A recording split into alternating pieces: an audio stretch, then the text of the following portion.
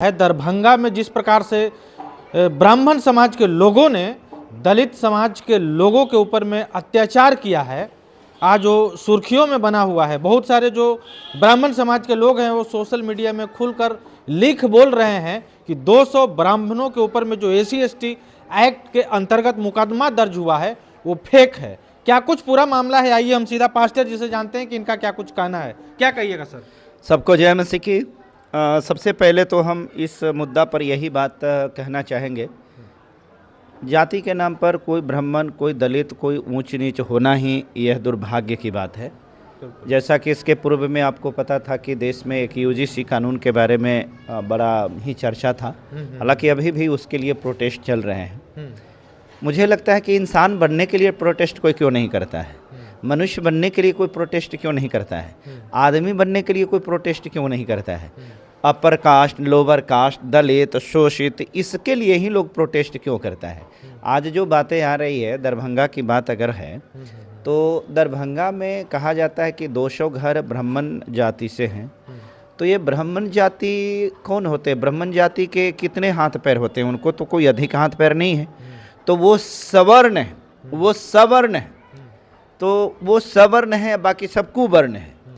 यह एक अपने आप में गाली है। आप अपने आप को सवर्ण करें। सवर्ण के मतलब होता है अच्छा वर्ण, अच्छा अच्छे क्लास का। उसका विपरीत अगर देखिए तो कुवर्ण है। कुवर्ण का मतलब जो इसका क्लासिफिकेशन गंदे तौर तरीके से हैं, जो बुरे लोग हैं। तो यहाँ बुरा लोग कैसे है? सबको बनाने वाला परमेश्वर है, सबको बनाने वाला ईश्वर है, सबको बनाने वाला, सृष्टि करने वाला एक ही है।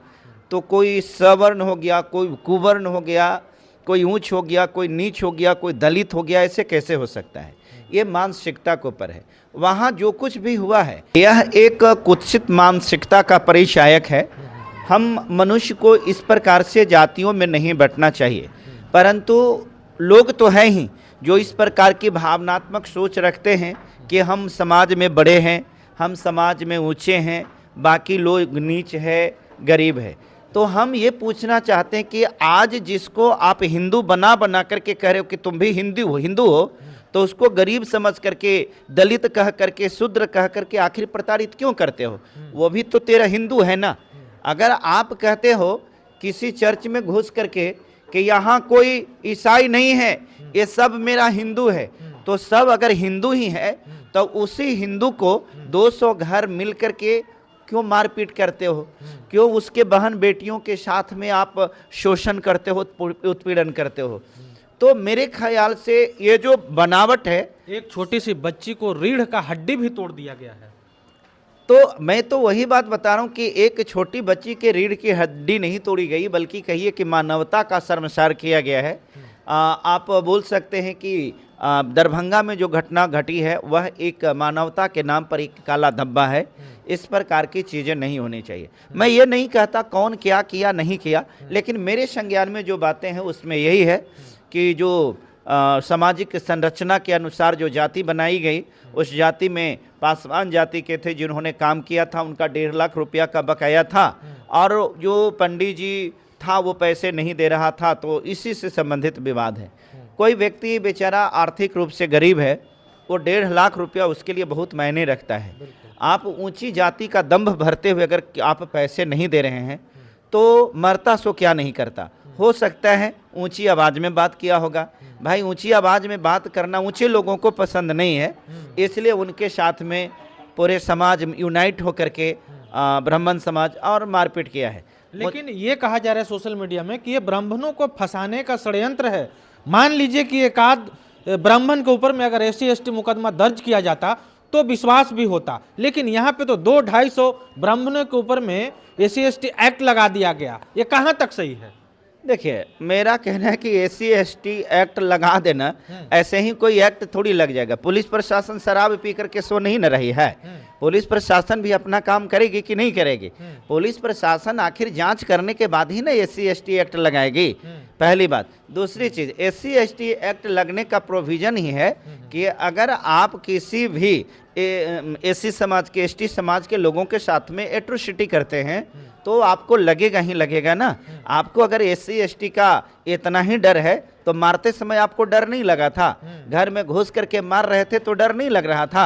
आप मारेंगे एससी एसटी को कमजोर समझ करके, उसको दलित समझ करके दबाएंगे तो एससी एसटी एक्ट ना लगेगा तो क्या है। आज इसी चीज़ का लोगों को पेट में मरोड़ उठता है कि एससी एसटी एक्ट ऐसा एक्ट है जिसके द्वारा इनको नानी याद आती है। हालांकि कुर्सी पर बैठे हुए उनके लोग हैं जो बहुत बार प्रयास किए हैं कि हम इस एक्ट को समाप्त करें, लेकिन इस एक्ट को समाप्त करना इतना आसान नहीं है। एससी एसटी एक्ट जो है यहाँ के दलितों को, शूद्रों को, अनुसूचित जाति के लोगों को, अनुसूचित जनजाति के लोगों का वो एक प्रकार के ढाल है। जब इसका ढाल समाप्त हो जाएगा तो फिर तो इसको कोई भी कुचल देगा। इसलिए उनको जो उन्होंने किया है, मेरा मानना यह है हम किसी जाति के पक्ष में नहीं है, हम इंसानियत के पक्ष में हैं। कोई भी व्यक्ति मारपीट करता है, मैं कभी भी इसका पक्षधर नहीं हूँ। किसी भी समस्या का समाधान एक तरीके से होनी चाहिए था, सलीके से होनी चाहिए। लेकिन अगर आप किसी को घर में घुस करके मारपीट करेंगे, उनके बच्चों को मारपीट करेंगे, तो फिर कानून को तो अपना कार्रवाई करना ही चाहिए। दलित के बड़े बड़े नेता हैं जीतन राम मांझी, चिराग पासवान, वो लोग इस घटना पे कुछ नहीं बोल पा रहे हैं, जबकि सत्ता में एक नेता हैं अशोक चौधरी, वो कह रहे हैं कि जिस प्रकार से एसी समाज के लोगों ने ब्राह्मणों को टारगेट करके एससी एसटी एक्ट का मुकदमा दर्ज किया है, ये सरासर गलत है। देखिए, इस समाज में दो प्रकार के लोग खास करके सामाजिक दृष्टिकोण से होते हैं जिनको सामाजिक कहते हैं। एक सामाजिक दृष्टिकोण के लोग वो होते हैं जो समाज में ही चुनाव लड़ते हैं और जीत करके और असेंबली में जाते हैं। एक वो व्यक्ति होते हैं जो निस्वार्थ भाव से समाज की सेवा करता है, भूखों को भोजन देता है, प्यासों को पानी पिलाता है, निर्वस्त्र लोगों को वस्त्र देता है, जिसके पास में शिक्षा नहीं है शिक्षा के क्षेत्र में काम करता है। एक वो है जो समाज सेवी हैं, एक वो है जो समाज सेवी अपने स्वार्थ में बना है। उसको विधायक बनना, सांसद बनना और अपने परिवार को उन्नति की ओर ले जाना, अपने रिश्तेदार को उन्नति की ओर ले जाना, अपनी प्रॉपर्टी को इन्हेंस करना, ये उनका मोटो होता है। आप जिनका नाम लिए, चाहे तो जीतन राम मांझी की बात कीजिए, अशोक चौधरी की बात कीजिए, ये लोग सामाजिक कार्यकर्ता नहीं है। इनके अंदर में कोई भी सोशलिज्म नहीं है, इनके अंदर में सिर्फ नेतागिरी है और इनके अंदर में परिवारवाद है। ये अपने परिवार को सिर्फ बढ़ाने का ही काम करते हैं और इनका राजनीति अपने परिवार के ऊपर। देखिए, मैं परिवार की बात कर रहा हूँ, मैं जात की भी बात नहीं कर रहा हूँ। अगर जात भी हो जाती है ना, तो जात में बहुत सारे उनके जात के लोग हैं, तो इनकी जात की भी राजनीति नहीं बल्कि एक परिवार की राजनीति है। परिवारवाद जिनके जीवन में है तो वो सिर्फ और सिर्फ चापलूसी ही करेंगे। अशोक चौधरी का बयान तो बहुत बचकाना जैसा बयान है और वो तो ऐसे बात करते हैं कि एक नेता को इस प्रकार का बात नहीं करना चाहिए, लेकिन उनको करना पड़ेगा। इसलिए करना पड़ेगा कि जो स्वर्ण वोटर्स हैं उनको तो लुभाना पड़ेगा ना। अगर आज उनके पक्ष में ये बात नहीं करेंगे तो हो सकता है अगला बार इनको टिकट भी नहीं मिलेगी। इधर की बात इनकी रह गई, बात रह गई जीतन राम मांझी का। तो जिस खेत जो सीड्स होता है, जो बीज होता है पौधा, उसी चीज़ का बनता है। अगर आप खेत में चना रोपिएगा तो उसमें मसूर नहीं उगेगा। तो जिनका अलायंस या जिनकी कॉम्प्रोमाइजेशन ही अगड़ी जाति की पार्टियों से है, आरएसएस संगठन वाले से हैं, भाजपाइयों के साथ है, जो बेटी बचाओ और बेटी पढ़ाओ का नारा दे करके और बेटियों के साथ में उनके पार्टी के लोगों ने ही ज़्यादा बलात्कार करने वाला हुआ, तो ऐसे लोगों के साथ में जिनका वैचारिक सहमति होगी और जिनका संगठनात्मक एक समायोजन होगा, तो उन लोगों के बारे में मुझे नहीं लगता है कि उनके अंदर में कोई चारित्रिक गुण माना जा सकता है। ये चारित्रिक हनन लोग हैं जिनके अंदर में किसी भी प्रकार का आप चारित्रिक वर्णन नहीं कर सकते, उनका कोई चरित्र नहीं होता है। तो मुझे नहीं लगता इन लोगों से कोई अपेक्षा अगर करता है तो मुझे लगता है कि बेवकूफ़ी के सिवाय कुछ नहीं है।